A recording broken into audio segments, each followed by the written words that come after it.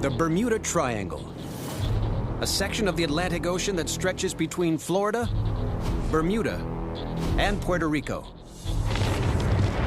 It cannot be found on any official map, but it's a place where ships, planes, and people simply vanish. At the triangle's northern apex, in the blue waters of Bermuda, more than 300 wrecks form a ring around the islands. Many of their hulls have been torn apart, floundering on the huge coral reefs that surround the atoll. These reefs are formed by coral skeletons, which are essentially just little animals that want to grow as close to the surface of the water as possible. But these reefs are clearly indicated on maps. So what lures the ships to their doom here? Bermuda is an idyllic island group. The sea's smooth surface conceals an alien landscape shaped by volcanic forces. Surrounding the islands are a hidden barrier of jagged coral reefs made from razor-sharp limestone, capable of tearing a ship apart. And deeper down, hidden inside an underwater mountain, is a mysterious iron-rich substance called magnetite. Could this explain why the Bermuda Triangle is so dangerous?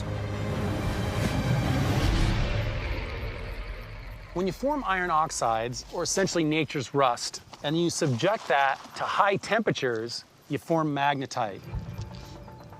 And these high-temperature iron oxide conditions exist here, potentially forming billions of tons of this stuff offshore. Geoscientist Dr. Martin Pepper believes magnetite may be responsible for Bermuda's wrecks.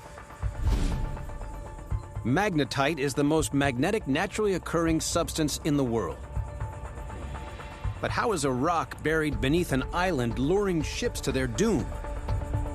If we take a handful of magnetite and we put our compass on top of that, like our ship would be trying to navigate over a giant deposit, you can actually see that the compass needle just swings round and round. If you desperately need to know where you're going and you don't have a specific bearing, that means trouble. Martin wants to know if the magnetite beneath Bermuda has an effect on compass readings. Using a magnetometer, he tests the strength of a sample of magnetite. There we go.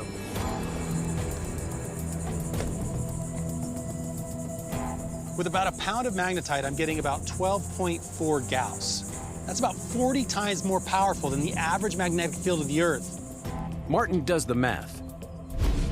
Most of Bermuda's wrecks lie on a 65-foot volcanic plateau around the island.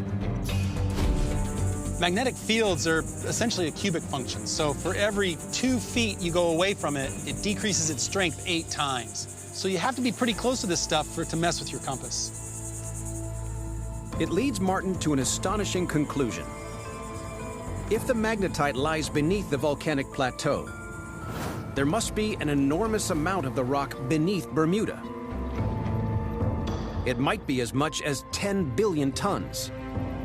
In the shallows, this could totally explain those hundreds of shipwrecks.